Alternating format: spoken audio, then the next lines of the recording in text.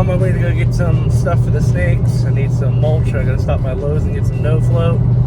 And then I gotta stop by my local pet store and get some feeders for them, some rats.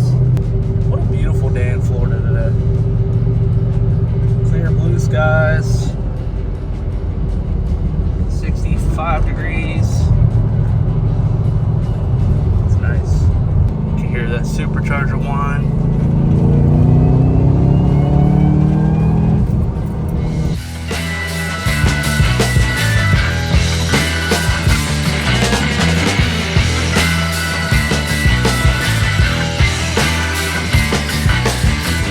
First things first, man, I need some coffee.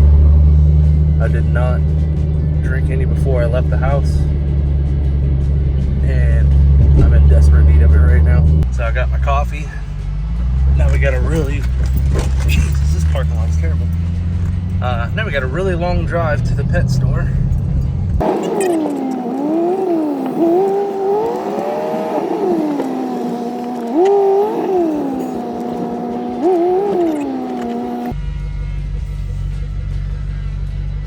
Oh, we made it.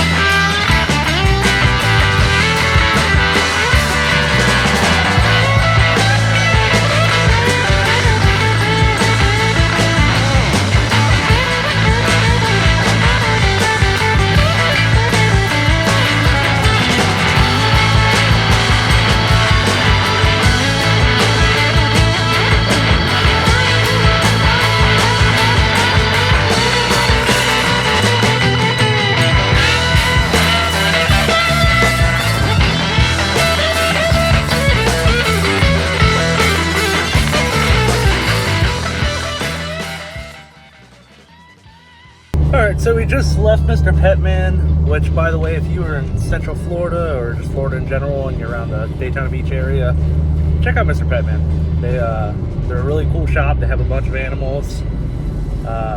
Prices on like rats and stuff like that are way lower than you're going to get at like say a pet supermarket or something.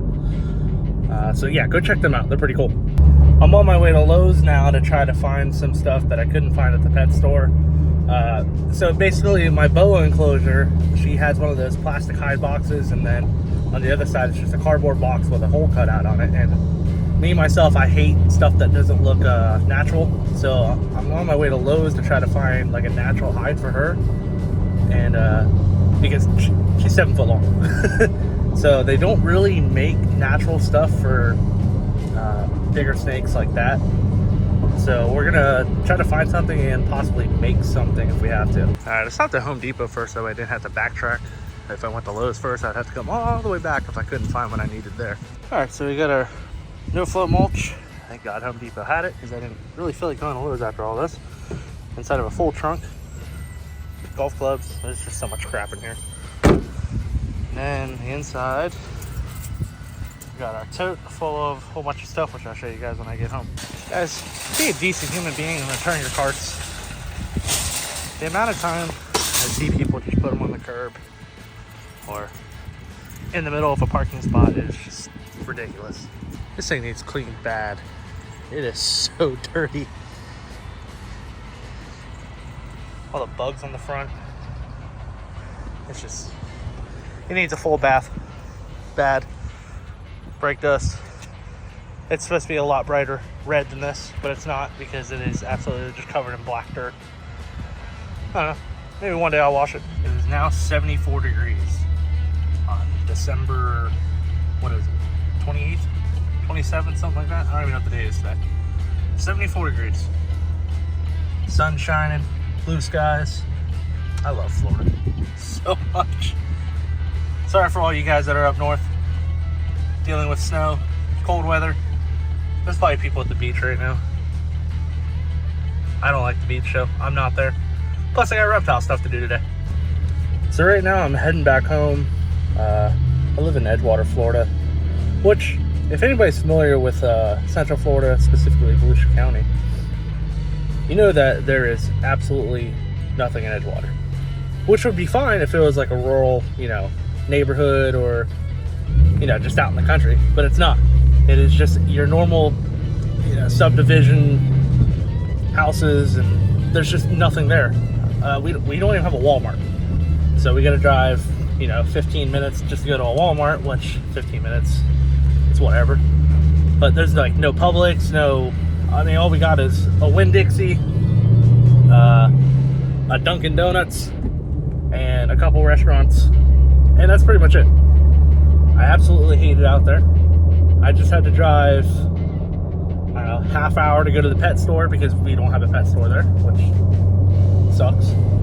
So I drove a half hour to go there, then on the way back, stopped by in Port Orange, went to Home Depot, and that's about time for my 20-25 minute drive back home. Like I said, it's one thing if you got land, you're out in the middle of nowhere, that's totally fine, but you know, we live on a crowded street, you know, a bunch of people, it sucks, no property, no acreage, no nothing.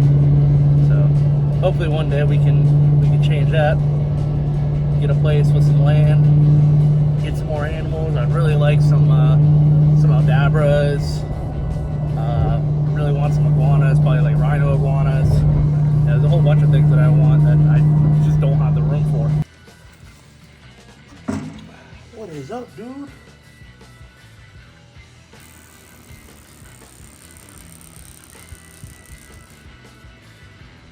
Cleaning his enclosure. Yeah. Got some shed. Clean his water bowl, put some fresh mulch in there, get the glass all cleaned up, and yeah, just make it nice and suitable for him. He's the only snake I have that I had to use a snake hook. Isn't that right? Come on. You're alright. Look how he just postures up like that. Him. Got the box there. Go ahead and grab the lid here. Make sure he doesn't get out while we're trying to clean this. I'm not going to sit here and bore you guys with me cleaning this cage, so I'm just going to go ahead and do that. So for those of you at home who have reptile enclosures, you get a bunch of water spots on it. The best way I found is buy one of these little razor blades at Home Depot or Lowe's or wherever. And all you got to do is just scrape the water spots off.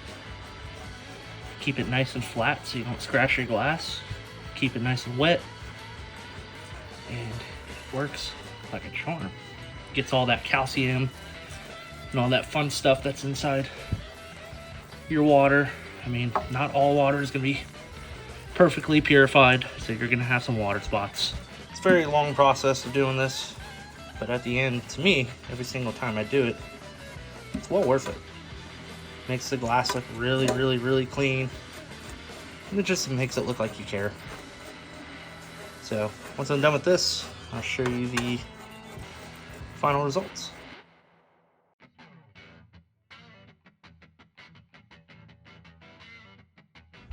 Look at how much nicer that glass is. Now that most of the spots are off.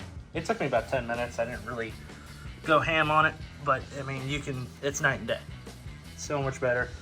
Got some nice fresh cypress mulch in there, some fresh water. I know it doesn't look like fresh water, but it's just stained from, it's an old bowl that we used to use. Nice and fresh though, purified water. Got our greenery, got our hide rock there.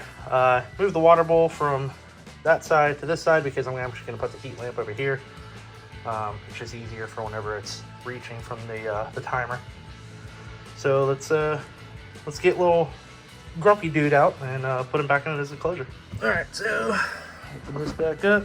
Oop, yep, I knew he was gonna be sitting there on the top. It's all right though. Most snakes will try to do that, so he's gonna be a little cantankerous. I'm actually just gonna try to tail him instead of using the hook. Come on. There we go. All right, little dude, ready to go back? Sit in there nice and easily. And he's just gonna be very curious for the first couple minutes. New smells. It's great enrichment for snakes whenever you change your substrate. He's actually going to burrow right now, it looks like. Oh, there's his head. He's like, this is nice. So we'll go ahead and close him up, make sure his top's locked, put the lamp back on, and yeah. Alright guys, that's going to do it for today's video. I appreciate everybody who stopped by. Please leave a like, subscribe. Next video we're going to do another one of my snakes, which I'm not going to tell you which one it is yet. I have 4 snakes in total as of right now. I had 5. I gave one away to a buddy. Had a crested gecko at one point. Gave that away also. So right now I only have 4. I will be adding more in the future. I kind of got rid of all of my basic snakes. I shouldn't really say basic because a few of them are still basic. Anyways, I got rid of the ones that I didn't really want anymore because I want to get more quote-unquote exotic snakes. So in the future we'll get more once I have more room also, because right now I do not have any room. All I have is my bedroom to store all my reptiles. So once we get a little bit more space or somewhere else to keep them in the house or around the house, then we can start adding more. But until then, I appreciate you and have a good day.